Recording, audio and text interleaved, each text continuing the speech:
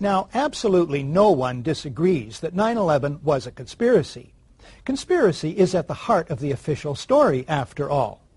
A conspiracy perpetrated, allegedly, by Osama bin Laden. But what if the conspiracy were hatched not in a cave in Afghanistan, but in Washington, D.C., at the highest levels of the U.S. government? What if the public found out the official story is a big lie? How might that change plans for endless war? There are other paths to true security and lasting peace.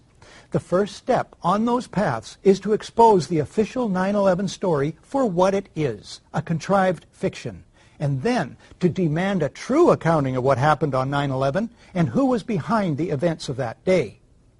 Terrorism has been with us for a long time. It tends to be the last resort of the powerless, suffering under acute injustice, and as such, one person's terrorist is seen by another as a freedom fighter. This is what Noam Chomsky calls retail terrorism, that carried out by angry or paid individuals.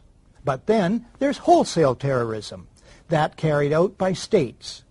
Robert Jensen writes in the Houston Chronicle, "For more than 5 decades, throughout the Third World, the United States has deliberately targeted civilians or engaged in violence so indiscriminate that there is no other way to understand it except as terrorism. And it has supported similar acts of terrorism by client states." He could have reached back further. In his new book, The American Empire and the Fourth World, Anthony J. Hall, according to one reviewer, connects the unspeakable crimes visited upon indigenous people since the conquest by Columbus in 1492 to today's so-called war on terror. According to Hall himself, the imagery of terrorism has replaced that of savagery and then communism as the main explanatory catch-all to describe the real, illusory, or manufactured enemies of the American way of life. So, on one side, ours, the use of terror either is not admitted or is simply defined as not terror. And the other side's terror is defined as the only kind of terror. Terror then needs to be put into perspective. Perspective, writes Lawrence Martin, former Washington correspondent for the Globe and Mail, is a ghost in American journalism. Last year, acts of terrorism killed 300 to 400 people, ranking it so far down the list of dangers that it is barely visible. He might have added that 300 is the number of Americans struck by lightning each year. Another note about appearance and reality. The vast majority of people arrested as terrorism suspects are released without charges being laid. It's the arrest stories with those Arab names and pictures that remain in the public mind as reality. Isn't there a pattern of state-sponsored, media-abetted deception here? But the dirtiest secret about terrorism is also by far the largest. Many spectacular acts of terrorism are fearsome fakeries carried out by cabals within governments, and I mean our own governments. The gold standard is the attack on one's own country to mobilize public opinion for power, political gain, and profit. The Nazis masterminded the torching of the Reichstag, the German parliament buildings, on February the 27th, 1933, 1 week before a national election.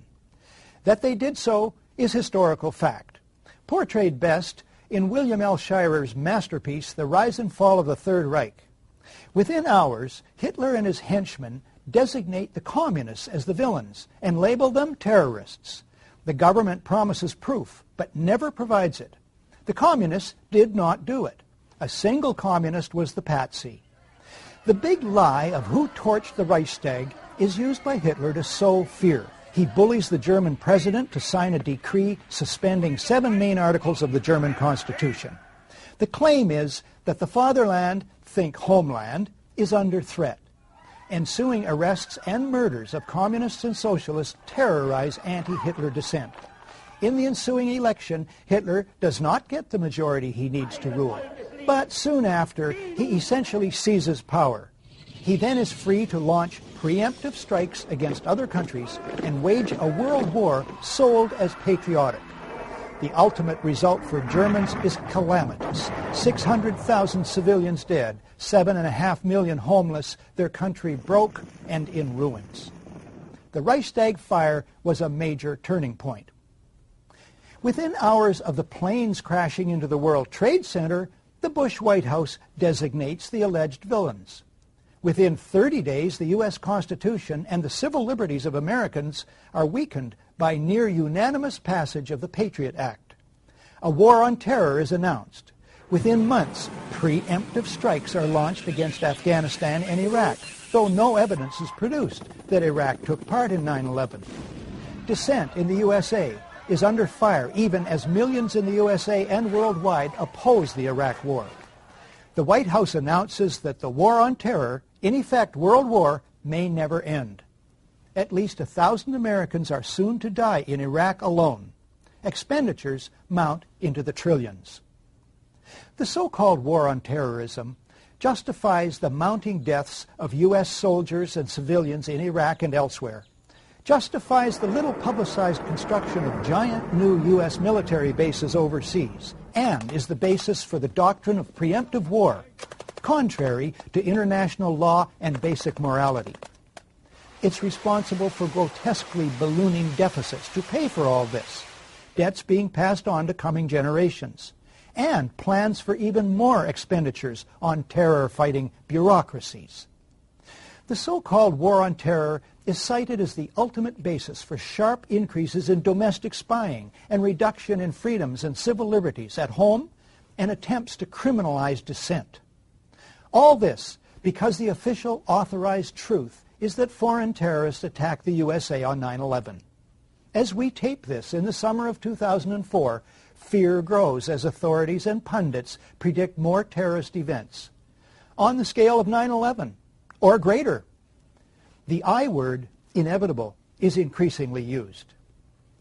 The designated scapegoats of 9/11 gained nothing positive from it.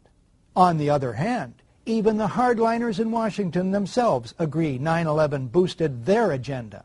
Who benefits from more of the same? The fear campaign, always resting on the official 9/11 story, looks deliberate. Again, what if the official story of 9/11 is a big lie? You probably don't know, if you're trapped inside the cocoon spun by the North American media industry, that there is in fact widespread skepticism about who was behind 9/11. 30% of Germans, according to reliable polls, think the U.S. government had a hand in it. They remember that big Reichstag deception. This poll done in Canada in May 2004 showed 63% of Canadians think individuals within the U.S. government, including the White House, had prior knowledge of the plans for the events of September 11th and failed to take appropriate action to stop them. In this program, we present some of the accumulating evidence indicating that lying behind the great deception of 9/11 is the great conspiracy of 9/11. But first, more historical context. When we come back, 3 true stories of fake attacks on America. Let's find out about despotism. This man makes it his job to study these things. Well, for one thing, avoid the comfortable idea that the mere form of government can of itself safeguard a nation against despotism.